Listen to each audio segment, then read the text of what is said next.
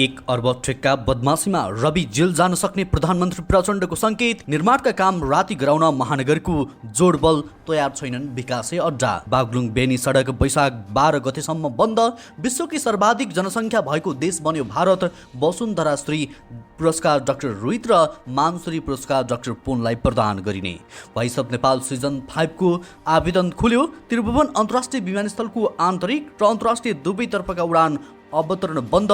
10 वटा डोजर चलाएर एकैछिनमा खाली गराइयो बस्ती। किसीका भाइ किसीका जानको टिकट बुकिङ उच्च। तनहुँ 1 मा राम्रो मतान्तर सहित सोनिम वाग्लेको जित्ने सम्भावना। म आफैले हस्तक्षेप गर्दा पाठ्यपुस्तक सबैतिर पुग्यो प्रधानमन्त्रीको भनाई। काठमाडौँ उपत्यका सहित 52 जिल्लामा डेङ्गुको संक्रमण। सिजन सकिने बेला भारतीय गोलबिडासँग प्रतिस्पर्धा। रवि लामिछानेका चालकको अवस्था अझै चिन्ताजनक।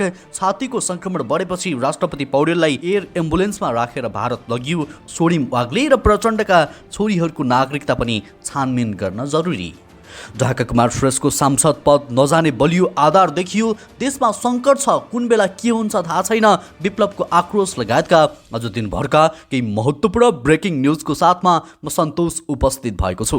पुरा समाचार महत्त्वपूर्ण भएकाले अन्तिमसम्म हेरी हाम्रो हौसला स्वरूप भिडियोमा एक लाइक गर्दै सक्दो सेयर गर्न नबिर्सिनुहोला। साथै यति बेला कुन ठाउँबाट हेर्दै हुनुहुन्छ तलको कमेन्ट बक्समा जानकारी गराउन पनि नबिर्सिनुहोला।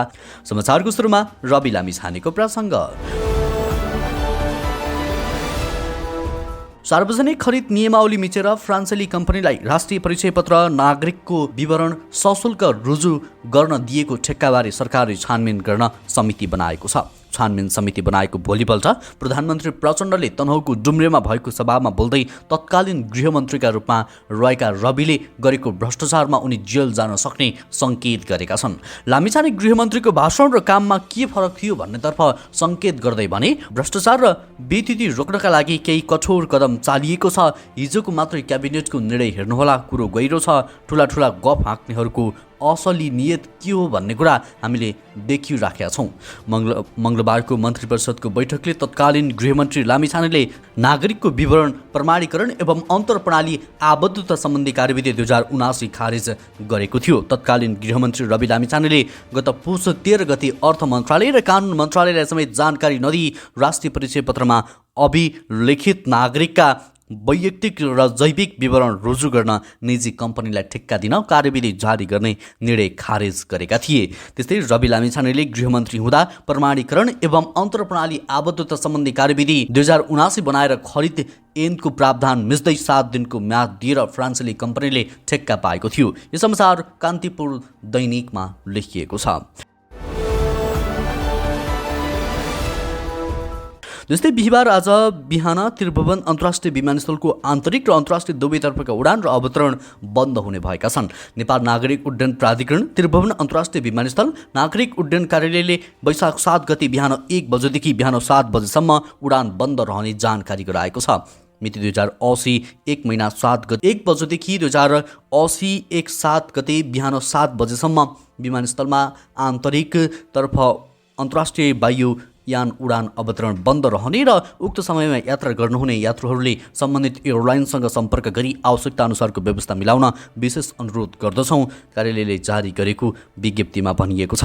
विमानस्थलको आपूर्तिलाई थप सुदृढीकरण गर्ने सिलसिलामा अनलाइन युपिएस उडान गर्ने कार्य जारी रहेको कार्यालयले जानकारी गराएको छ। सोही क्रममा विमानस्थलभित्रको विद्युत आपूर्ति अवरुद्ध हुने भएकाले उक्त समयमा उडान बन्द हुने कार्यालयले जानकारी गराएको छ।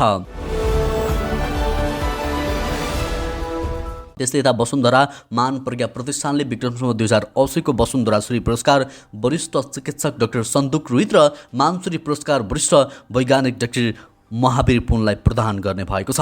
प्रज्ञा प्रतिष्ठानका कुलपति डाक्टर दुबसु छेत्रीको अध्यक्षतामा विक्रमसम्म वैशाख 6 गते बसेको विशेष बैठकले स्वास्थ्य शिक्षा त्यस्तै यातायात चेतना र नेत्र चिकित्साको सेवाद्वारा नेपाली समाजलाई स्वस्थ समृद्ध र समुन्नत बनाउन महत्त्वपूर्ण योगदान गरी विश्व समुदायमा नेपाल र नेपाली जातिको परिचय पहिचान र प्रतिष्ठा उच्च र अक्षुण्ण राख्न विशिष्ट योगदान गर्ने वरिष्ठ चिकित्सक डाक्टर रोहितलाई 2080 को वसुन्धरा श्री पुरस्कार प्रदान गर्ने निर्णय गरिएको हो। त्यसैगरी बैठकले राष्ट्रिय आविष्कार केन्द्रको माध्यमबाट नेपालमा विज्ञान तथा प्रविधिको विकासमा महत्त्वपूर्ण योगदान गरी विश्व समुदायमा नेपाल र नेपाली जातिको परिचय, पहिचान र प्रतिष्ठा उच्च र अक्षुण्ण राख्न विशिष्ट योगदान गर्ने वरिष्ठ वैज्ञानिक श्री डाक्टर महावीर पुनलाई विक्रमसम्म 2080 को मानश्री पुरस्कार प्रदान गर्ने निर्णय भएको छ।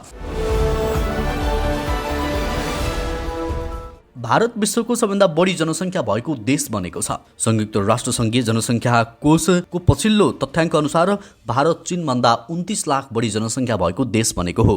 UNFPA को the state of world population report 2023 मा भारतको जनसङ्ख्या 1 अर्ब 42 करोड 86 लाख पुगेको तथा चीनको जनसङ्ख्या 1 अर्ब 42 करोड 57 लाख रहेको उल्लेख गरिएको छ।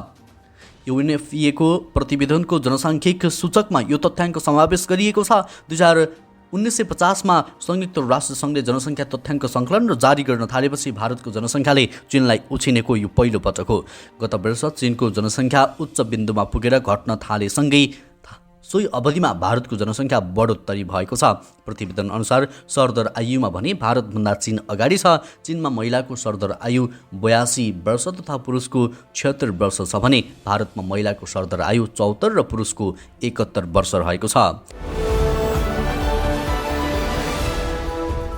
त्यस्तै प्रधानमन्त्री पुष्पकमल दाहाल प्रचण्डले आफूले हस्तक्षेप गरेका कारण यसपटक विकट ठाउँमा पनि समयमै पाठ्यपुस्तक पुगेको बताएका छन्। बुधबार तनहुको डुम्रे बजारमा आयोजित चुनावी सभालाई सम्बोधन गर्दै उनले हरेक दिन केही न केही राम्रो कुरा सुरु भइरहेको दाबी गरे। 10 वर्षदेखि स्कुलमा पाठ्यपुस्तक नपुग्ने कुरालाई मैले आफैले हस्तक्षेप गरेर अहिले सबैभन्दा पहिला विकटभन्दा विकट पहाडी जिल्लामा पनि पुस्तक पुगेको छ। प्रधानमन्त्रीले भने प्रचण्डले आगामी नीति तथा कार्यक्रम र बजेटमा जनताको निराशा चिर्ने गरी कार्यक्रम आउने समेत दाबी गरे। अब नीति कार्यक्रम तथा बजेट आउँदा यो देशको जुन व्यथिति, अराजकता र असन्तुष्टि छ त्यसलाई सम्बोधन गर्ने गरी सुशासन र समृद्धिको नयाँ यात्रा सुरु गर्ने उद्देश्यका साथ हामी प्रस्तुत हुनेछौँ, उनले भनेका छन्। त्यस्तै television reality show the voice of Nepal season 5 को आवेदन खुला भएको छ। इच्छुकले वैशाख 23 गतेसम्म आवेदन दिन सक्ने निर्देशक लक्ष्मण पौडेलले जानकारी गराएका छन्। दशैँअघि प्रसारण योजना बनाइएको 5औं सिजनमा देश विदेशबाट जसले पनि आवेदन दिन सक्नेछन्। नेपाली गीत रेकर्ड गरेर व्हाट्सएप नम्बर 98 10 12 41 10 मा पठाउन सकिने भएको छ। 16 देखि 40 वर्ष उमेर समूहका व्यक्तिले भाग लिन पाउनेछन्। इच्छुकले उक्त व्हाट्सएप नम्बरमा व्यक्तिगत परिचय र सम्पर्क खुल्ने ठेगाना सहित गीत पठाउन सक्ने भएका छन्। जुनसुकै राष्ट्रियताका व्यक्तिले आवेदन दिन सक्नेछन्, तर नेपाली गीत सङ्गीत हुनु पर्यो, उनले भनेका छन्। अहिले चलिरहेको भोइस किड्स सकिएपछि त्यसका लागि प्री प्रोडक्सन हुने भएको छ। भोइसका लागि 4वटै सिजन लोकप्रिय भएका थिए। Voice of Nepal Himalaya TV एचडीबाट प्रसारण हुँदै आएको छ। त्यस्तै त काठमाडौँ महानगरपालिकाले सूचना जारी गर्दै महानगरभित्र पूर्वाधार निर्माण, मर्मत लगायतका काम सकभर बेलुका 8 बजे पछि गर्न आग्रह गरेको छ। अहिले महानगरभित्र सार्वजनिक निर्माणका काम दिउँसो नै हुने गरेको छ, तर श्रमिक ज्याला 15% बढाउनु पर्ने र व्यवस्थापकीय जटिलता थपिने भएकाले अधिकांश सार्वजनिक निकाय र निर्माण व्यवसायीहरू रातमा काम गर्न अनिच्छुक छन्। अनुगमन गर्ने सरकारी अधिकारीहरू पनि सकेसम्म राति कार्यस्थलमा खट्न चाहन्छन्। बाध्यात्मक अवस्था बाहेक रातको शिफ्टमा काम गर्ने कसैमा जाँगर छैन। महानगरपालिका भने दिउँसो सवारी चाप र भिडभाडमा भद्रकुल तालले गरिँदै आएको निर्माणको काम राति गराउन चाहन्छ। महानगरपालिकाका सार्वजनिक निर्माण विभाग प्रमुख राम थापा शहरी व्यवस्थापनका लागि यसो गर्नु जरुरी देखिएको बताउँदछन्। त्यस्तै अदालतले रिट खारेज गरेको 24 घण्टा नबित्दै सुनसरीको दुहबी नगरपालिकाले 50 वर्ष पुरानो बस्तीमा डोजर चलाएको छ। दुहबी नगरपालिका 5 दुहबी बजारको पुरानो बस्तीमा मङ्गलबार एकैपटक 10 वटा डोजर चलाएर नगरपालिकाको 9 कट्ठा 9.5 धुर जग्गामा निर्माण भएको संरचना हटाएर खाली गराएको छ। नगरपालिकाका प्रवक्ता विजय कुमार चौधरीका अनुसार नगरपालिकाको नाममा रहेको जग्गामा निर्माण भएको संरचना खाली गराउन सूचना जारी गरे पनि स्थानीय बासिन्दाले ठाउँ छोड्न मानेका थिएनन्। नगरपालिकाले 81 डोजर प्रयोग गर्दा दुहबी बजार क्षेत्र मङ्गलबार दिनभर तनावग्रस्त जस्तै बनेको थियो। नगरपालिकाले आफ्नो स्वामित्वमा रहेको जग्गामा बनेको संरचना हटाउन गत पुसमा 35 दिने सूचना जारी गरेको थियो। तर सो क्षेत्रका बासिन्दाले पुस 15 गते उच्च अदालत विराटनगरमा नगरपालिकाको सूचना विरुद्ध रिट दायर गरेका थिए। त्यस्तै 4 वर्षपछि अभिनेता सलमान खान पुनः एकपटक ईदमा आफ्नो फिल्म किसी का भाई किसी का जान लिएर आउँदैछन्। फरदाह सामजीको निर्देशन रहेको फिल्म 21 अप्रिलमा थिएटरमा रिलिज हुँदैछ। फिल्मको एडभान्स बुकिङ खुलिसकेकाले फिल्मको टिकट लिनेको सङ्ख्या उल्लेख्य रहेको छ। मङ्गलबार साँझसम्म पहिलो दिनको सोका लागि पिभिआर, आइनोक्स र सिनेपोलिसमा करिब 10,000 बढी टिकट बिक्री भइसकेको छ। सिङ्गल स्क्रिनमा पनि फिल्मप्रति दर्शकको चासो उच्च छ। 2 घण्टा 45 मिनट, 2 घण्टा 24 मिनट 25 सेकेन्डको फिल्मलाई केन्द्रीय फिल्म प्रमाणपत्र बोर्डले युए सर्टिफिकेट दिएको छ। त्यस्तै त क्रिकेटर सन्दीप लामिछाने विरुद्धको बलात्कार मुद्दामा किशोरीको मेडिकल गर्ने डाक्टर र एक क्रिकेटरको पनि बकपत्र गराइएको छ। जिल्ला अदालत काठमाडौँले बुधबार दुवैजनाको बकपत्र गराएको सन्दीपका कानुन व्यवसायी सरोज कृष्ण घिमिरेले जानकारी दिएका छन्। यससँगै अब भने मुद्दाको फैसलाका लागि अन्तिम सुनवाई हुने भएको छ। अन्तिम सुनवाईका लागि आगामी सोमबारका लागि पेशी तोकिएको छ। त्यस्तै त म्याग्दी मुस्ताङलाई राष्ट्रिय राजमार्गसँग जोड्ने बेनी बागलुङ सडक 7 दिनका लागि बन्द गरिएको छ। बेनी नगरपालिका 1 रत्नेचौरको भुवानेदेखि हुलाकी खण्डको सडक कालोपत्री गर्नका लागि मङ्गलबारदेखि यही वैशाख 12 गतेसम्मका लागि सडक पूर्ण रूपमा बन्द गरिएको पूर्वाधार विकास कार्यालय म्याग्दीले जनाएको छ। सवारी साधनको चापका कारण कालोपत्री गर्ने काम प्रभावित बनेपछि आवतजावत रोकेर कालोपत्री सुरु गरिएको पूर्वाधार विकास कार्यालयका प्राविधिक रबिन चोखालले जानकारी दिएका छन्। सवारी साधनको चापले सडक कालोपत्रीको काम गर्न समस्या भएपछि निर्माण व्यवसायीको अनुरोधमा आवतजावत रोकिएको हो। उनले भने बागलुङ बेनी आवतजावत गर्ने सवारी साधनलाई पर्वतको मालढुङ्गा बेनी सडक प्रयोगको व्यवस्था मिलाइएको छ। यो सडक विस्तार र कालोपत्री गर्न सडक डिभिजन कार्यालय बागलुङले विक्रम सम्वत 2034 साउनमा नागार्जुन देव एन्ड सायर बिएनजेबीसँग रु 13 करोड 15 लाखमा ठेक्का सम्झौता गरेको थियो। त्यस्तै त राष्ट्रपति रामचन्द्र पौडेललाई थप उपचारका लागि भारत लगिएको छ। स्वास्थ्य समस्यापछि मङ्गलबार शिक्षण अस्पताल महाराजगञ्ज भर्ना गरिएका राष्ट्रपति पौडेलको छातीको सङ्क्रमण कम नभएपछि थप उपचारका लागि भारत लगिएको हो।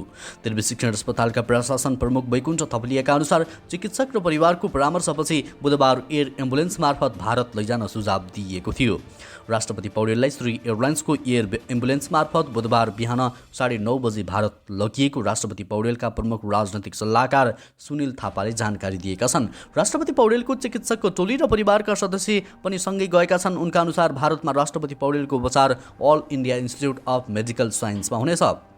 पौडेलको विदाईमा सरकारका मन्त्री तथा काङ्ग्रेसका नेताहरू विमानस्थल पुगेका थिए। त्यस्तै अब अर्को प्रसङ्ग, मेडिकल व्यवसायी दुर्गा प्रसाईसँगको अडियो वार्ता बाहिरिएपछि राष्ट्रिय स्वतन्त्र पार्टी रासपा पार्टीको साधारण सदस्य र समानुपातिक सांसद पदबाट निष्कासनमा परेका डाक्टर ढाका कुमार श्रेष्ठको सांसद पद नजाने बलियो आधार बन्दै गएको छ। डाक्टर श्रेष्ठलाई रासपाबाट हटाउने स्पष्ट आधार नदेखिएको भन्दै संसद सचिवालयले थप विवरण मागेको छ। संसद सचिवालयलाई पार्टीको विधानको धारा 56 बमोजिम पार्टीको साधारण सदस्यबाट खारेज गरिएको जानकारी दिइएको छ। तर त्यसले मात्र श्रेष्ठको सांसद पद नजाने भन्दै सचिवालयले स्पष्ट आधार मागेको छ र सचिवालयले पनि त्यही आधारमा टेकेर पुनः थप विवरण माग गरेको छ। सचिवालयले मागेको स्पष्ट आधार के हो त भन्ने सवालमा पार्टीले श्रेष्ठलाई अनुशासनात्मक कारबाही गरेको छ। तर पार्टीको विधानको धारा 57मा राजनैतिक दल र ऐनको दफा 19 अनुसार पुनरावेदनको पनि व्यवस्था रहेको छ। त्यस्तै वर्षेनी निख्रिने बेलामा गोलभेडाको भाउ आकाशी नै गरेकोमा यस वर्ष भने मूल्य निरन्तर ओह्रालो झरिरहेको छ। मूल्य झर्दा किसान मारमा परेका छन्। भाउ ओह्रालो झर्नुको मुख्य कारण भने भारतीय गोलभेडा नेपाल भित्रिनु हो। एक साता अघि किसानले किलोको 30 देखि 35 रुपियाँमा बेच्दै आएको गोलभेडा अहिले घटेर प्रति किलो 12 रुपियाँमा झरेको छ। भारतबाट ठूलो परिणाममा गोलभेडा भित्रिएकाले भाउ ओह्रालो लागेको किसानहरू बताउँदछन्। जिल्लाका प्रायजसो हाट बजारमा भारतीय गोलभेडा छ्यापछ्याप्ती भेटिन्छन्। मूल्यको हिसाबले नेपाली गोलभेडा भन्दा भारतीय सस्तो हुने गरेको छ। 2 बिघामा गोलभेडा खेती गरेका हरिवन नगरपालिका 2 अत्रौलीका किसान सुरेन्द्र मञ्जलले यस वर्ष गोलभेडाबाट चाहे अनुसारको आमदानी लिन नसकेको बताउँछन्। उनले उत्पादनको मुख्य समयदेखि नै भारतीय गोलभेडा भित्रिएपछि मूल्य नपाएको गुनासो समेत गरेका छन्। त्यस्तै सरकारले जग्गाको कित्ता काठ खुला गरेको छ। मङ्गलबार बसेको मन्त्री परिषद बैठकले भू उपयोग नियमावली 2079लाई संशोधन गर्दै कित्ता काठ खुला गरेको सरकारकी प्रवक्ता सञ्चार तथा सूचना प्रविधि मन्त्री रेखा शर्माले जानकारी दिन्। भू उपयोग पहिलो संशोधन नियमावली 2079 स्वीकृत गर्ने निर्णय भएको छ। नियमावली नबनेको कारण घर जग्गा कारोबारमा कित्ता काठ तथा अंशभन्दा रोकिएको थियो। त्यसलाई सहज बनाउनको निमित्त मन्त्री परिषदले भू उपयोग पहिलो संशोधन नियमावली 2079 स्वीकृत गर्ने निर्णय गरेको छ। उनले भनिन्, यसअघि गत हप्ता पोखराका व्यवसायीहरूसँगको कुराकानीमा प्रधानमन्त्री पुष्पकमल दाहाल प्रचण्डले घर जग्गामा पैसा फँसेको र भू उपयोग नियमावलीका कारण घर जग्गा कित्ता काठ रोकिएकाले खोल्ने तयारी भइरहेको बताएका थिए। त्यस्तै यता रवि लामिछाने विरुद्ध उजुरी हालेर चर्चामा आएका सिन्धुलीका युवराज पौडेल सफलले स्वर्णिम वाग्ले तथा पुष्पकमल दाहालका छोरीहरूसहित 12 जनाको नागरिकता छानबिन गर्न गृह मन्त्रालयमा उजुरी दिएका छन्। उजुरीमा उच्चपदस्थ 12 जनाको नेपाली नागरिकता र पिआर तथा ग्रिन कार्डको छानबिन गर्न माग गरिएको छ, जसमा वाग्लेसहित पूर्व परराष्ट्र मन्त्री तथा काङ्ग्रेस नेता डाक्टर नारायण खड्का, राजेन्द्र महतो, सरिता गिरी, सुजाता कोइराला, अनुराधा कोइराला, रेणु दाहाल पाठक, गङ्गा दाहाल प्रधान, त्यस्तै परमानन्द झा, देवेन्द्र राज कणेल र डाक्टर मिनेन्द्र रिजाल र डिलेन्द्र प्रसाद बोडको नाम छ। उनीहरूसँग दोहोरो नागरिकता रहेको उजुरीमा दाबी गरिएको छ। नेपाली काङ्ग्रेस परित्याग गरी राजसभामा प्रवेश गरेका वाग्ले वैशाख 10 गते हुने उपनिर्वाचनका लागि तनहुँ 1 मा उम्मेदवार छन्। डाक्टर खड्का नेपाली काङ्ग्रेसको राजनीतिमा आउनु अघि क्यानाडामा बसोबास गर्थे। उनकी श्रीमती क्यानाडाली नागरिक हुन्। जस्तै नेपाल कम्युनिस्ट पार्टीका महासचिव नेत्र विक्रमचन्द्र विप्लवले देश सरकारविहीन भएको टिप्पणी गरेका छन्। राजनीतिक अस्थिरता, आर्थिक सङ्कट र संसारको दायित्व विषयक अन्तर्क्रिया कार्यक्रमलाई सम्बोधन गर्दै बुधबार महासचिव चन्दले यस्तो टिप्पणी गरेका हुन्। उनले मङ्सिरमा भएको चुनावदेखि आजसम्म पनि सरकारले पूर्णता नपाउनु भनेको सरकार नहुनु सरह हो भन्दै जिकिर गरे। उनले प्रधानमन्त्रीले नै 16वटासम्म मन्त्रालय हेर्ने स्थिति आउनु लज्जाको विषय भएको पनि बताए। उनले अहिले पनि सरकारको आयु तोकेरै भन्ने गरिएको भन्दै नयाँ नेताहरू नयाँ दौरा सुरुवाल सिलाउन लागेको बताए। उनले अहिलेको परिवेशले नेपालमा राजनैतिक अस्थिरता अझै बढेर जाने कुरा चित्रित गरेको बताए। उनले देशमा गणतन्त्र आएको 15 वर्ष झगडामा बिताएर अहिले जनता र अन्य कारण देखाएर पन्सिन नमिल्ने बताए। महासचिव चन्दले देशमा सङ्कट विद्यमान रहेकाले के हुन्छ भनिहाल्ने अवस्था नरहेको पनि बताए। उनले नेपालमा राजतन्त्र हुँदा समेत आर्थिक मन्दीको अहिले अवस्था भोग्नु परेको बताएका छन्। हवस् त दर्शकवृन्द, अहिलेलाई केही चर्चामा रहेका महत्त्वपूर्ण खबर अपडेटको श्रृङ्खला यति नै। पलपलको न्युज अपडेट लिएर हामी निरन्तर उपस्थित हुनेछौँ। विशेष गरी चुनावी खबरहरू लिएर उपस्थित हुनेछौँ, जसको लागि हामीलाई लाइक, कमेन्ट, सेयर अनि सजेस्ट गर्दै गर्नुहोला। नमस्कार, तपाईँको बाँकी पल शुभ बितोस्।